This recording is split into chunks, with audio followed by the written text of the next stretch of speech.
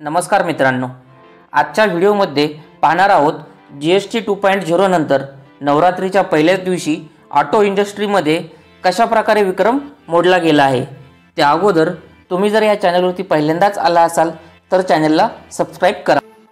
GST 2.0 लागू झाल्यानंतर कारच्या किमती कमी झाल्या। लहान गाड्यांवरती 18% GST लागणार आहे आणि लक्झरियस गाड्यांवरती 40% स्लॅब लागणार आहे। तसेच जो उपकर लागत होता तो उपकर सुद्धा गव्हर्नमेंटनी रद्द केलेला आहे। तर कमर्शियल व्हेकल आणि ज्या कार्स आहेत त्यामध्ये अगोदर 28% GST लागत होता, तोच आता 28% वरून सरकारने GST 18% मध्ये आणलेला आहे। नवरात्रीच्या पहिल्याच दिवशी कार्सच्या विक्रीमध्ये खूप मोठी वाढ झाली। मारुतीनं नवरात्रीच्या पहिल्याच दिवशी 30,000 कार विकल्या, हुंडाई कंपनीनं 11,000 कार विकल्या, तर टाटा मोटर्सनं 10,000 कार विकल्या। नवरात्रीच्या पहिल्याच दिवशी भारतातील ज्या अग्रगण्य 3 कार्स मॅन्युफॅक्चरर कंपन्या आहेत त्यांनी जवळपास 51,000 इतक्या प्रकारच्या कार्स विकल्या आहेत। त्यानंतर यांना जवळपास एका दिवसामध्ये 80,000हून अधिक इन्क्वायरी मिळालेल्या आहेत। म्हणजेच काय, ग्राहकांकडून मागणीची आता वाढ होत आहे। ही विक्री इतकी मोठी होती की 35 वर्षाचा विक्रम मोडला गेला आहे। नवरात्रीच्या पहिल्याच दिवशी म्हणजे उत्सवादरम्यान ग्राहक स्वस्त गाडी खरेदी करण्यासाठी स्वतःहून पुढे आलेले आहेत। याचा सर्वाधिक फायदा लहान गाड्यांना झाला आहे, कारण त्यांच्यावर लागू होणारा GST दर कमी झाला आहे।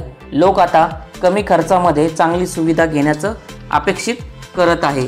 म्हणजेच काय की नवीन सरकारी धोरण जे गव्हर्नमेंटने केलेलं आहे GST 2.0 मध्ये आणि आलेली नवरात्री हा जो उत्सव आहे या दोन्ही गोष्टींचा संगम होऊन हा एवढा मोठा आज इतिहास घडलेला आहे। शेवटी सांगायचं म्हणजे GST 2.0 प्लस नवरात्र उत्सव यामुळे काय झाले की ऑटो उद्योगासाठी एक नवीन पर्व सुरू झालेला आहे।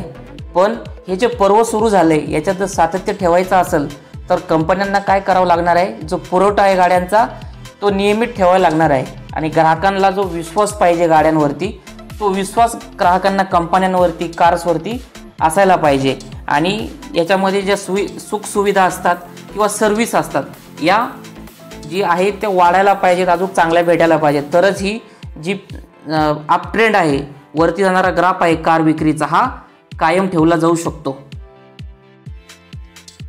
मित्रांनो, तुम्हाला काय वाटतं, हा जो विक्रम आहे फक्त उत्सवापुरताच आहे की हा दीर्घकालीन राहू शकतो?